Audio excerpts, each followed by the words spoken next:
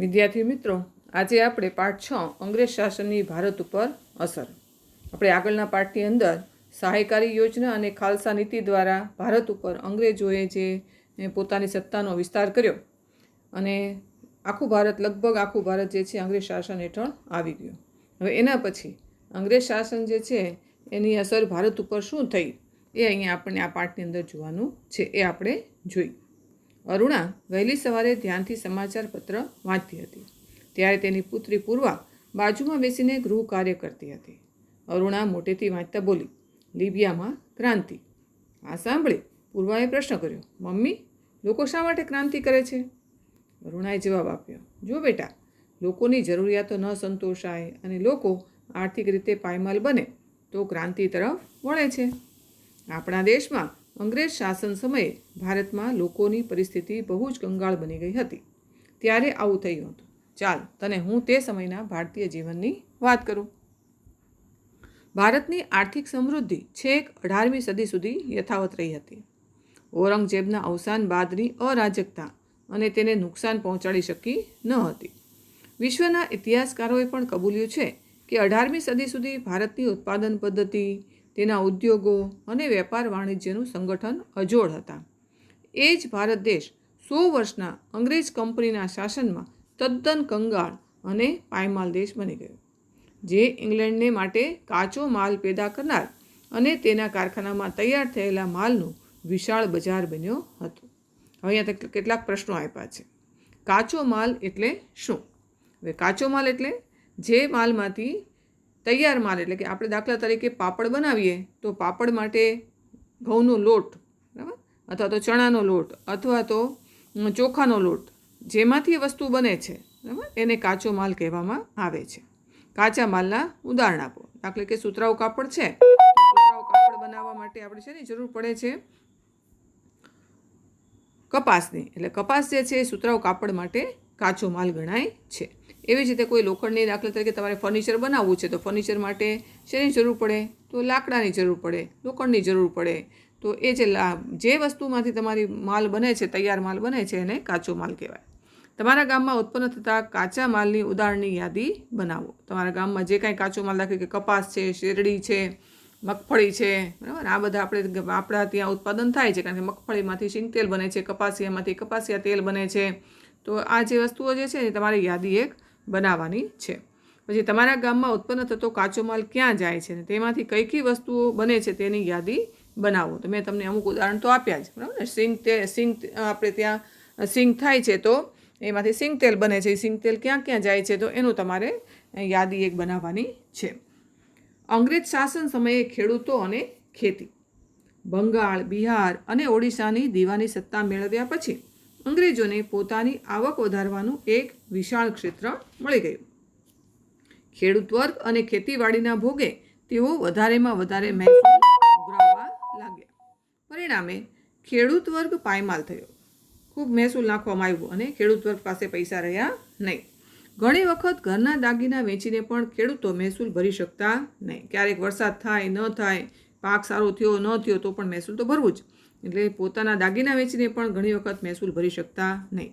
પરિણામે તેમની જમીન વેચી નાખવામાં આવતી. મહેસૂલ ન ભરે તો એની જમીન વેચી દેવાતી. ખેડૂતોની ઘણી ખરી જમીન દેવામાં ડૂબી જતી. અથવા તો ગામનો કોઈ જમીનદાર હોય, પૈસાવાળો માણસ, એની પાસે જમીન ગીરે મૂકી અને પૈસા લે તો એ રીતે જમીન એના દેવામાં ડૂબી જતી. કેટલાક ખેડૂતો શાહુકારોની ભારે વ્યાજ પ્રથાનો ભોગ બની પાયમાલ થયા. ખેતીવાડી ભાંગી પડી. તેમાં ઈસવીસન 1770માં બંગાળમાં દારૂણ દુષ્કાળ પડ્યો.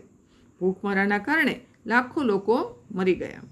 કોર્નવોલિસ નામના ગવર્નર જનરલે કાયમી જમા પદ્ધતિ નામની મહેસૂલ પદ્ધતિ અમલમાં મૂકી. આ તમને વારંવાર પૂછાય છે, કાયમી જમા મહેસૂલ પદ્ધતિનો અમલ કોણે કર્યો? તો ત્યારે તમારે જવાબ લખવાનો છે ગવર્નર જનરલ કોર્નવોલિસ. આ પદ્ધતિ અનુસાર કંપનીએ દર વર્ષ માટે જમીનની મહેસૂલ નક્કી કરી. જમીનના કાયમી હક જમીનદારોને આપવામાં આવતા. એટલે કે કંપનીએ પોતાની આવક નિશ્ચિત બનાવીને પોતાની પડખે ઊભો રહે તેવો જમીનદાર વર્ગ ઊભો કર્યો. એટલે કે જે જમીનનું મહેસૂલ છે એ ગામનો જમીનદાર એકઠું કરે અને એ કંપની સરકારને આપે. એટલે કંપની સરકાર ડાયરેક્ટ ખેડૂતો સાથે નહીં, પણ ગામના જ લોકો જે છે એના દ્વારા ઉઘરાવી અને પોતે પૈસા મેળવી લેતા. સામે ખેડૂત તનતોડ મહેનત કરી ટાઢ તડકો વેઠીને જમીન ખેડીને પાક પેદા કરતા તેનું શોષણ થતું.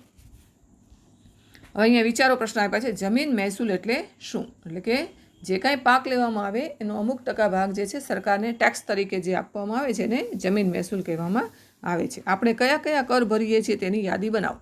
તમારા મમ્મી પપ્પાને પૂછજો, એમને ખ્યાલ હશે, બરાબર. દાખલા કે ખૂબ વધારે આવક હોય તો એનો ઇન્કમ ટેક્સ ભરતા હોઈએ, પછી નળનો વેરો ભરતા હોય, પાણીનો વેરો ભરતા હોય, સફાઈનો વેરો ભરતા હોઈએ, શિક્ષણનો વેરો ભરતા હોઈએ, હાઉસ ટેક્સ ભરતા હોઈએ. તો આ બધાની યાદી તમારે બનાવવાની છે.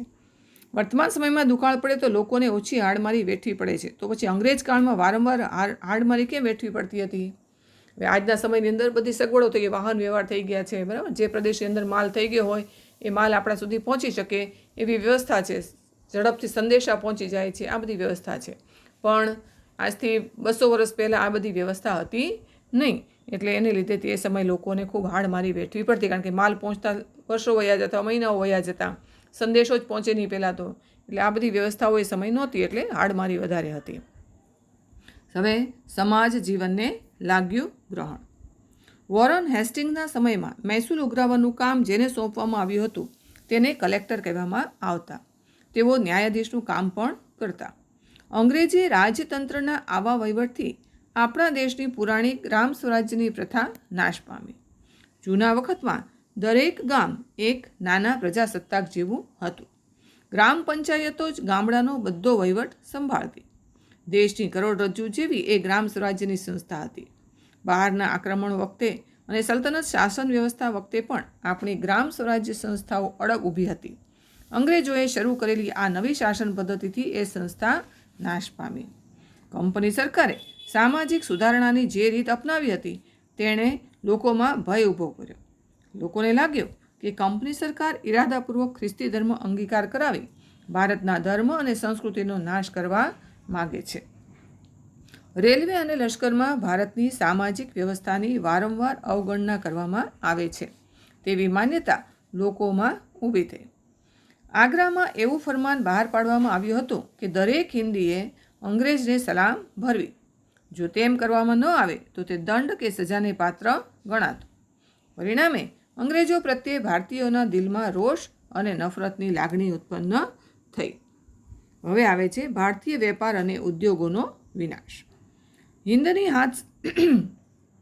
હિન્દની હાથશાળો યુરોપને તેમજ એશિયાને જોઈતા કાપડનો બધો માલ પૂરો પાડતી. પશ્ચિમના વેપારીઓ અહીં માલ ખરીદવા આવતા. હિન્દમાં બનતું શણ, ઊન, રેશમ અને સૂતરના કાપડની વિદેશમાં માંગ રહેતી હતી.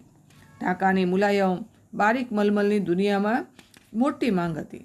કાપડ ઉપરાંત સુરોખાર, મીઠું, સાકર વગેરે માલની નિકાસ થતી. તેના બદલામાં ભારતમાં અઢળક સોના ચાંદીની આયાત થતી હતી. આપણે ભારત જે છે સોને કી ચીડિયા કહેવાતું. એનું કારણ આ જ હતું કે ભારતનો જે ક્વોલિટીવાળો માલ છે એ વિદેશમાં જતો અને ત્યાંથી લોકો પૈસાના બદલે શું લાવતા? સોનું અને ચાંદી. એટલે ભારતમાં અઢળક સોનું અને ચાંદી હતા. અંગ્રેજ શાસનનો અમલ થતાં જ સ્થિતિ બદલાઈ ગઈ.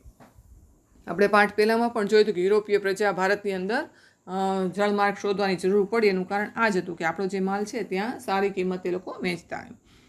પણ અંગ્રેજો જ્યારે શાસનમાં આવ્યા પછી આખી સ્થિતિ બદલાઈ ગઈ. સોના ચાંદીનો પ્રવાહ ઉલટી દિશામાં રહેવા લાગ્યો.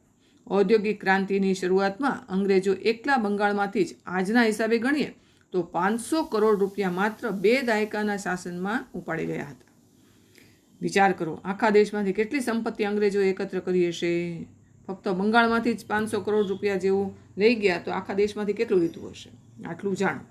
તમારા દાદા દાદી પાસેથી માહિતી મેળવો કે આજે લાખો અને કરોડો રૂપિયાની વાત કરવામાં નવાઈ નથી. પણ આજથી 50 વર્ષ પહેલાં 1000 રૂપિયાની કિંમત શું હતી? કેમ રૂપિયાની કિંમત ઘટી ગઈ? રૂપિયો ગાડાના પૈડા જેવો હતો. કેમ? પહેલાંના સમયની અંદર આનામાં બધી વસ્તુઓ મળતી, બરાબર. આનો ને પૈસો ને એવું જ ગણાતું. જેની પાસે રૂપિયો હોય તો પણ ઘણું કહેવાતું કે હા રૂપિયો એટલે પૈસા. સાયકલ જેના ઘરે હોય તો પૈસાવાળા કહેવાતા. આ તો મોટા માણસ છે એવું ગણાતું. એટલે સમયે રૂપિયો જે છે એ ગાડાના પૈડા જેવો હતો.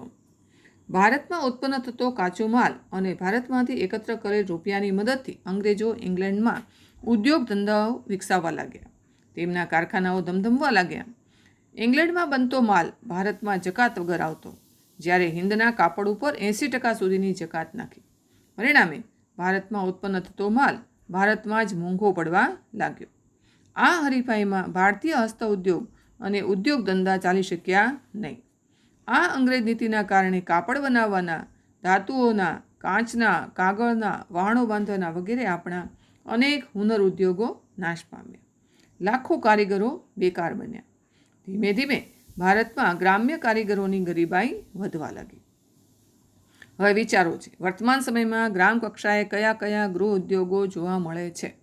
એટલે ખેતી આધારિત ગૃહ ઉદ્યોગો હોય ત્યાં પાપડ બનાવવાના, અગરબત્તી બનાવવાના, પશુપાલનમાંથી દૂધ આવે તો દૂધમાંથી દહીં, માખણ, બરાબર, અને ઘી બધા ગૃહ ઉદ્યોગોમાં આવે.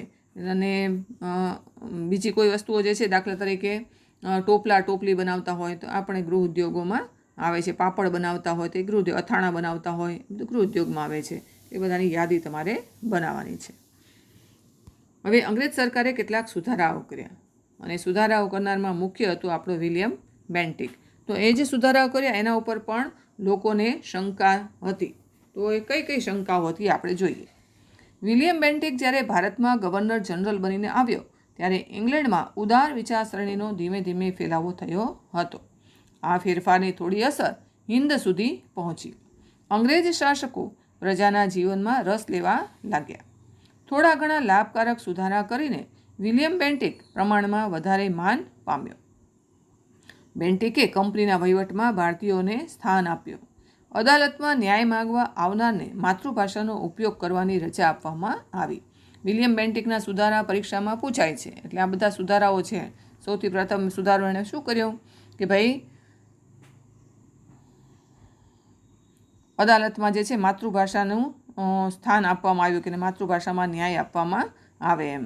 બીજું છે ને રાજા રામમોહન રાય અને બીજા સુધારકો સતી થવાનો રાક્ષસી રિવાજ બંધ કરાવવા ઘણા વખતથી પ્રયાસ કર્યા હતા.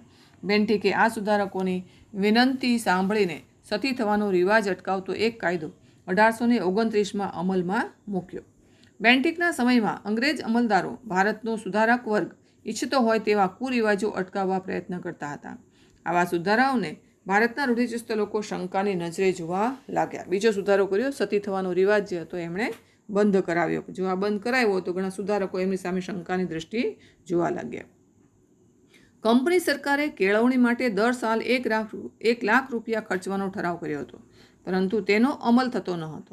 છેવટે બેન્ટિકના સમયમાં શિક્ષણ સમિતિની રચના થઈ. શિક્ષણ સમિતિ બની.